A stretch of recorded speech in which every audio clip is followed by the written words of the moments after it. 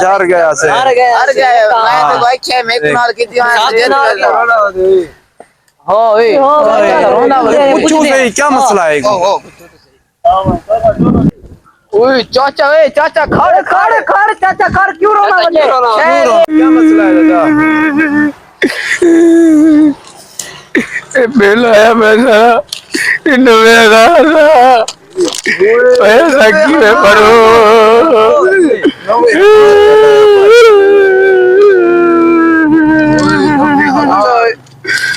क्या करे तो मजदूरी करे ना वे क्या कराना है मजदूरी चाचा तेरे घर एसी लगा मैं लागी थी मेरी गंदी मोटर ही कह रही है यार फ्रिज क्या नहीं मैं बड़े जी की डोया लगता है क्या नहीं एक पक्का तलवार चल दे मोटर कहे ना नल करे कपड़े धोने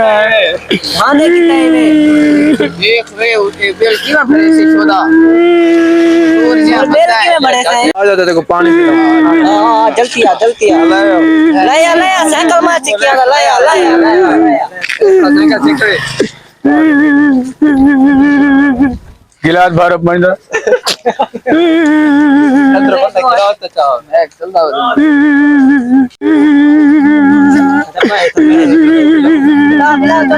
बोतल कहता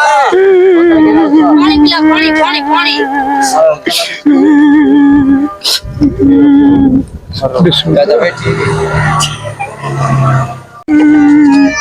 अच्छा